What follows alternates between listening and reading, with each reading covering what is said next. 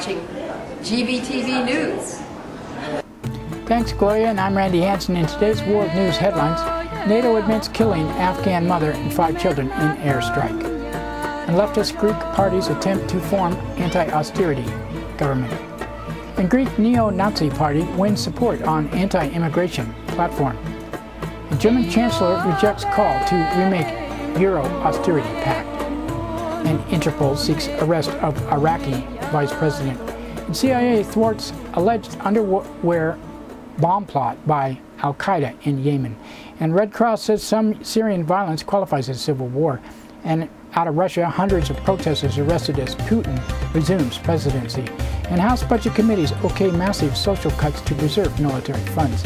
And North Carolina voters consider amendment banning same-sex marriage. And Bank of America protesters face new police powers in North Carolina.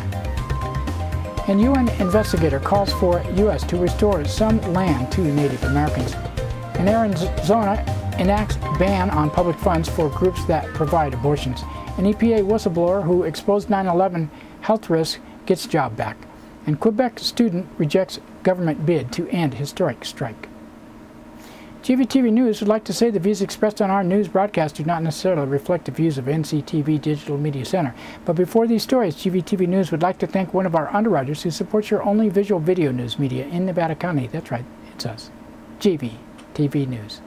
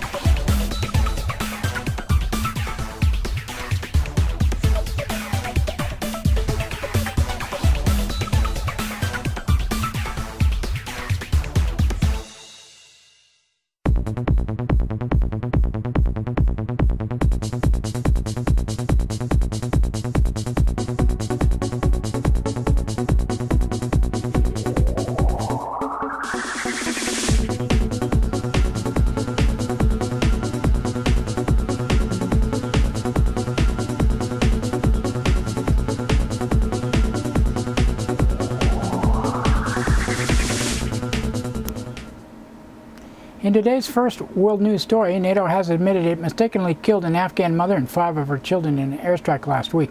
Airstrike occurred in Helmand province. Pentagon claimed responsibility for the killings were revealed by the governor of Helmand. Meanwhile, there were reports that as many as 14 civilians were killed in another incident in the northwestern Baghdad province. A spokesperson for the Afghan president, Hamid Karzai, expressed dismay Monday over the airstrikes, saying that they are unacceptable to the Afghan government. In related news, 3 U.S. soldiers were killed in eastern Afghanistan on Monday.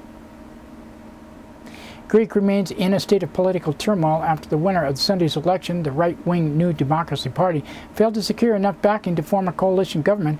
Now the party known as Syriza, or the Coalition of the Radical Left, will attempt to form the first leftist government in Greece's modern history. The party campaigned against austerity measures and structural reforms demanded of Greece in exchange for the international bailout. 37-year-old Alexis Tsipras heads the coalition of the radical left. He said, "We fully understand the difficulties the country is facing, but at the same time, this decision taken by the people creates responsibility for radical different course. If no party has enough support to form a coalition government, another round of elections could be held next month." Human rights and immigration groups are expressing alarm over the success of the neo-Nazi Golden Dawn Party in Sunday's Greek election. The party received 7% of the vote and won as many as 21 seats in the Greek parliament. In the previous election, Golden Dawn received less than 0.3% of the vote. The party, whose flag resembles a swastika, campaigned largely in an anti-immigrant platform. Thanasis Kourkoulis works for the Greek organization Expel Racism and said, "If they enter the parliament and there is a short period of parliament with them inside, this means that we have more attacks to immigrants, but also more attacks to all pro-immigrant organizations and left organizations and labor unions in Greece." In other European news, German Chancellor Angela Merkel has rejected calls by newly elected French President François Hollande to renegotiate the European Fiscal Pact that has led to widespread austerity measures across the continent. Merkel spoke at a news conference on Monday and said, "We in Germany are of the opinion, and so am I personally, that the fiscal pact is not negotiable. It has been negotiated and has been signed by 25 countries. It's been ratified by Greece and Portugal. In Ireland, there will be a referendum on May 31st. I think that the fiscal pact is right, and it is a basic approach in Europe that we do not change everything we have decided upon already after elections, whether in big or small countries. If that is the case, then we could not work in Europe." In breaking news from Iraq, global police body Interpol has issued a red notice arrest alert for Iraqi Vice President Tariq al-Hashimi on suspicion of planning and funding attacks in Iraq. Hashimi, a leading Sunni Muslim politician, fled Baghdad in December when Iraq's Shia-led government accused him of running death squads. Hashimi has denied the charges, saying that they are politically motivated. He is believed to be in Turkey. U.S. authorities announced Monday the CIA thwarted an alleged al-Qaeda plot to place a suicide bomber on a U.S.-bound airliner wearing a new type of underwear bomb designed to pass through airport securities. Officials said the plot was developed by al-Qaeda affiliate in Yemen. The would-be suicide bomber was seized outside of Yemen about a week ago. With the bomb, it is unclear what happened to the individual. Republican Representative Peter King of New York said the counterterrorism officials had said that the bomber, "We don't have to worry about him anymore." This is Defense Secretary Leon Panetta. He said the United States engages in a number of operations to go after al-Qaeda and their militant allies, the terrorist allies, that would try to attack the United States. What this incident makes clear is that this country has to continue to remain vigilant against those who would seek to attack this country, and we will do everything necessary to keep America safe. The International Committee of the Red Cross said fighting has been so intense in parts of Syria that it is time that uprising against President Bashar al-Assad is qualified as a civil war. ICRC President Jacob Kellenberger said that it remains very worried about the situation in Syria when UN observers were monitoring a shaky ceasefire between government forces and rebels. On Monday, UN Secretary General Ban Ki-moon said the conflict in Syria has become the most serious and gravest concern of the international community. He said more than 9,000 people have been killed during the last 14 months. This is totally unacceptable and intolerable situation. The situation has reached to that our priority at this time by deploying this supervision mission as soon as possible. The cessation and violence must stop by all of the parties, either government, military forces, or operation forces. This should be stopped. And Vladimir Putin was sworn in as Russia's new president Monday, returning to his office that he held from 2000 to 2008. Putin is swapping offices with Dmitry Medvedev, who is expected to be confirmed as the new prime minister. On Monday, Russian police detained more than 300 protesters who opposed Putin's return to presidency. And in news from Washington, Republican-led House Budget Committee approved a plan Monday to cut at least $260 billion in social spending over the next decade in order to protect military spending. Cuts would target food stamps, child tax credits, and Medicaid health care for the poor. The Republican bill also abolishes the Social Services Block Grant that provides $1.7 billion last year for programs such as Meals on Wheels. The full House is expected to approve the measure later this week, but is not expected to pass the Democratic-controlled Senate. North Carolina voters are heading to the polls to vote on a constitutional amendment defining marriage as solely between a man and a woman. A law in North Carolina already bans same-sex marriages, but the Constitution Amendment would deepen the ban prohibiting state recognition of other types of domestic unions, including those between same-sex couples. On Monday, Education Secretary Arne Duncan threw his support behind the same-sex marriage one day after Vice President Joe Biden said he is absolutely comfortable with same-sex couples receiving the same rights as heterosexual couples. President Obama has endorsed civil unions, but stopped short of supporting same-sex marriage. In North Carolina, protesters geared up for actions against Bank of America at the company's shareholder meeting, which could face a massive crackdown after police in Charlotte were granting new powers allowing them to stop and search anyone carrying a bag close to the protest. A new city ordinance allows police to ban backpacks, messenger bags, coolers, and other items near the meeting, as well as near the Democratic National Convention in September. A United Nations investigator has said the United States should restore some land in Native American tribes, including South Dakota's Black Hills, which is home to the famous Mount Rushmore Monument. Special Rapporteur James Anaway concluded a fact-finding mission that determined the United States should return some land stolen from Native American tribes as a step towards addressing systematic discrimination against Native Americans that continues to this day. Anyway said his 2-week visit to Native American reservations uncovered widespread stories of dispossession and brutality, all grounded on racial discrimination. Anyway said he found reservations with upwards of 70% unemployment plagued by social problems and tough conditions. Arizona Governor Jan Brewer has signed a law into measure banning the use of public funds by state or local government to contract with any organization that provides abortions as one of its services.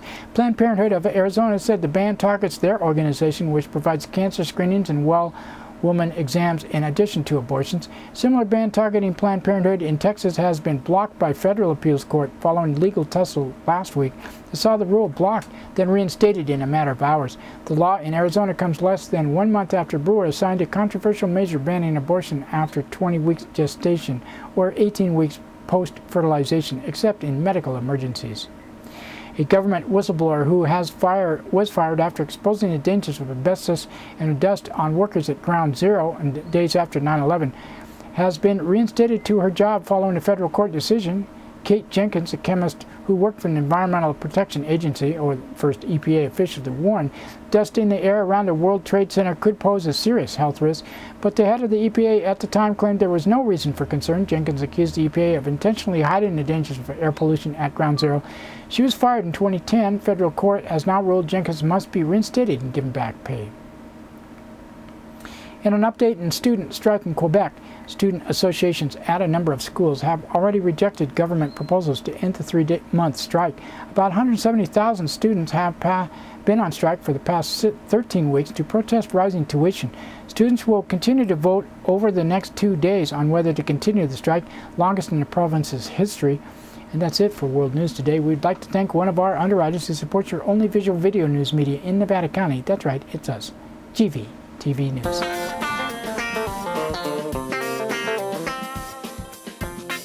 Soundcheck Music Center, the rock and roll connection. We have guitars, amps, drum equipment, sound accessories, lessons, and repairs. We are located at 671 Maltman Drive, Grass Valley. 530-272-7236, open 7 days a week. No one needs anyone, they don't even just pretend. John is an American. I'm afraid of Americans. I'm afraid of the world. I'm afraid I can't help it. I'm afraid I can't. I'm afraid of Americans. I'm afraid of the world. I'm afraid I can't. That's right, it's time for the police blotter, and the pictures in the blotter are not from these actual events, but used for visual aid only. Grass Valley Police Department on Sunday, 8:39 a.m. A woman from 300 block of Mill Street reported finding eggs all over her front door. At 11:22 a.m., caller from Empire Mine reported a mountain lion had chased a coyote from Pine Street into the mine. At 12:30 p.m., a man from Highland Court reported being followed by two vehicles. At 12:47 p.m., caller from 700 block of Old Tunnel Road reported someone spray painted a vehicle. At 2:11 p.m., caller from 200 block of South Church Street reported transients issues in a vacant building. At 2:52 p.m., a caller from 200 block of Dorsey Street reported a woman hit a man, but both claimed no physical fight occurred. 3:57 p.m., caller from 200 block of East Main Street reported a boy in a bicycle accident who was transported to the hospital. And 4:24 p.m., a caller from Main Street reported 4 boys throwing a dead animal at vehicles. At 4:42 p.m., a caller from Sutton Way reported someone throwing water balloons at vehicles. And 5:16 p.m., a caller from Business 1900 block of Nevada City Highway reported a transient took a soda. At 5:45 p.m., a caller from Neal and Mill Street reported 2 vehicles doing burnouts at stop signs. At 8:09 p.m., a caller from Business 100 block of West McKnight Way reported a person stole items and was running to a vehicle. The person was located and agreed to return to the store. 9:27 p.m., caller from 100 block of South Auburn Street reported a domestic dispute. A woman was arrested on suspicion of spousal abuse. And 10:44 p.m., caller from 500 block of Whiting Street reported a physical fight. Hearing a woman screaming and items being thrown around, a woman was arrested on suspicion of spousal abuse. And Monday, 1:30 a.m., caller from 300 block of North School Street reported a fight between a man and a woman, with the man kicking a door. A second person called at 1:37 a.m. to report a man yelling for a tweaker to get out of his house. At 3:09 a.m., a caller from 2000 block of Nevada City Highway reported robbery threat with a simulated gun by a person who threw a soda in the caller's face. A man was cited on suspicion of battery. And 6:40 a.m., a caller from South Auburn Street and Colfax Avenue reported a person siphoning gas from a vehicle that could not be located. In Nevada County Sheriff's Office on Sunday, 8:30 a.m., a woman from 13,000 block of Khalid Court reported a burglary to her home. At 9:45 a.m., a woman from 18,000 block of Courts Court reported hearing her garage door open last night, but nothing was taken. At 12:14 p.m., caller from Highway 49 and Comby Road reported theft of 3 ballot signs. And 13:37 p.m., a caller from Norleen Way reported a person found a wallet, took the money, and went to buy drugs. At 3:41 p.m., a girl reported being left by her stepmother on a horse trail near Rock Ridge and Silverleaf Drives. The stepmother reported she was looking for the girl who had run away. The situation was mediated. At 3:50 p.m., caller from Twin Star Lane reported receiving a text from someone who said, "I hid the body. It was kids playing a joke." 4:17 p.m., caller from Highway 49 and Comby Road reported an ongoing issue with transients urinating in public and littering. And 5:13 p.m., a caller from 15,000 block of Chinook Lane reported the theft of a pressure washer. And 8:50 p.m., a caller from Sun Forest and Lake Wildwood Drives reported an assault, but did not want to press charges. At 9:33 p.m., a woman from South Mac Road reported her grandfather punched her in the jaw, but did not need medical attention, did not want to file charges. At 10:26 p.m., caller from 19,000 block of Norleen Way reported a person had been running a generator for the last few nights. They were fighting with PG&E and agreed to turn it off. And Monday, 12:28 a.m., a woman from 10,000 block of Keenan Way reported a possible attempted burglary. In Nevada City Police Department on Monday, 6:05 a.m., a caller from 200 block of Broad Street reported a burglary to a business. And that's it for the Police Blotter today. Now we'd like to thank another one of our underwriters who supports your only visual video news media in Nevada County. That's right, it's us, GVTV News. Christopher's Old World Deli and Catering Company has brought its delicious food and service downtown Grass Valley. Like desserts? They got 'em. You like international style lunches? They got 'em. Christopher's Deli and Catering for parties, get-togethers, weddings, or whatever. Open 7 days a week.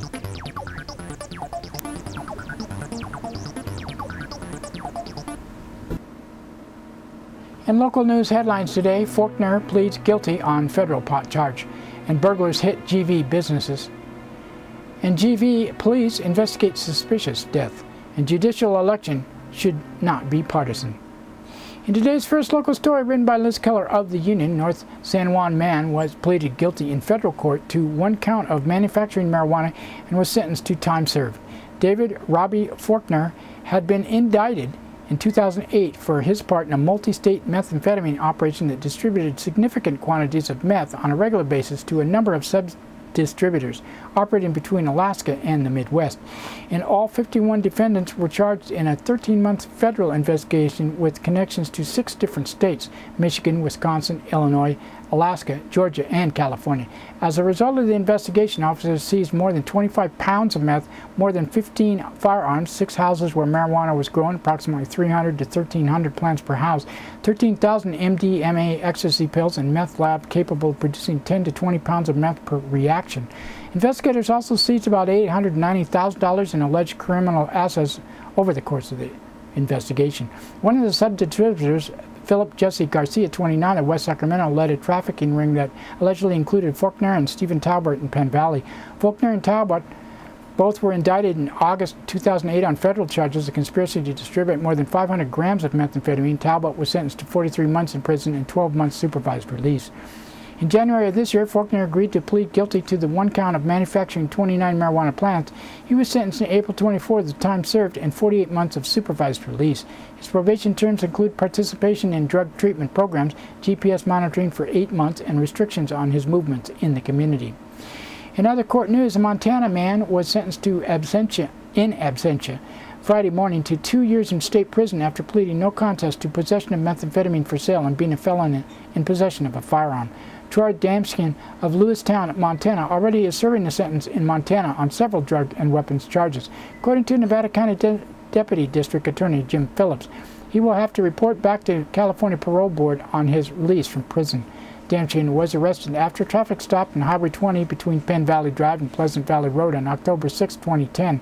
Nevada County Sheriff deputies uncovered a vial with nearly 3 grams of meth, more than 47 grams of meth hidden inside a fake WD-40 can, a loaded .38 caliber Derringer pistol, and 15 pounds of marijuana.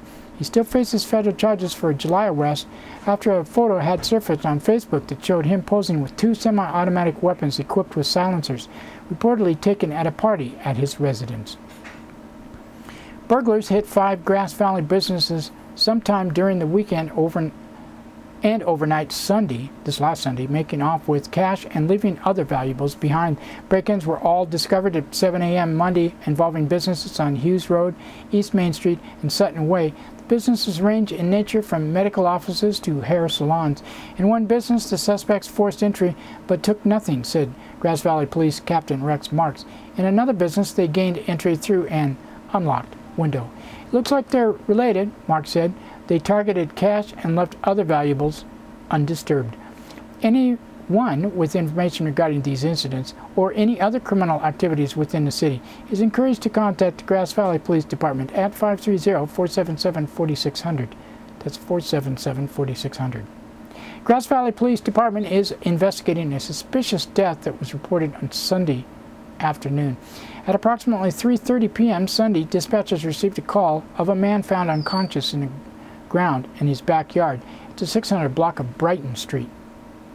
Emergency responders were unsuccessful in reviving the man, said Police Captain Rex Marks. The man, identified as Charles Brian Imo, 58 years old. Preliminary investigation did not immediately suggest any foul play, but Marks said the death is being treated as suspicious at this time. Currently, there is lack of information regarding the circumstances that took place leading up to the police being summoned, Marks said. We are moving forward with the investigation and being careful not to rule out any possibilities at this time. An autopsy has been scheduled for Tuesday. Anyone with information regarding this incident is encouraged to contact the Grass Valley Police Department at 530-477-4600. That's 477-4600. And our last story here, written by David Alcar, a resident of the community. Recent article compared judicial candidates, presented a disturbing portrait of an out-of-county prosecutor who is challenging Judge Tom Anderson. Although Judge Anderson has made literally thousands of decisions during his years at the bench, his opponent chose to focus on a single decision as a reason to remove him from office. Particular decision complained of and the reason for that complaint demonstrate why we need an independent judiciary rather than a finger-to-the-wind judge who disregards the wishes of crime victims. Particular decision complained of was within the terms of the plea agreement negotiated by the District Attorney's Office. After agreeing to a specific range of sentencing options, District Attorney's Office later complained when the judge accepted one of those options. Indeed, as George Smarnos pointed out in an opinion piece published in the newspaper a few months ago, If the district attorney's office does not believe a particular sentence is appropriate, then it should not agree to the sentence as one of the options available to the judge. Perhaps Mr. Smirnos is actually running against Judge Anderson in order to lay the groundwork for his future campaign against Cliff Newell in the next district attorney election. The Penal Code and California Rules of Court impose both requirements and guidelines that a trial judge is obligated to follow when imposing a particular sentence. Smirnos promises to disregard all but a few of those guidelines. This would be a serious defect in a trial court judge. We need judges with strong backbones who are not going to make decisions based on the winds of public opinion. Smirnos aspires to the opposite of this standard. A judicial election is not supposed to be like a partisan political race. Judge Anderson's comments demonstrate his understanding of this important fact. Smirnos' comments indicate his failure to understand this fact. A judicial race is nonpartisan. It is highly improper for a candidate for judge to make promises about how he will decide particular cases that will come before him in the future. By allowing himself to be labeled as tough on crime candidate and making very clear that he will disregard the wishes of victims when they do not support the most punitive sentence possible, candidate Smirnos is demonstrating unfitness for the job in which he aspires.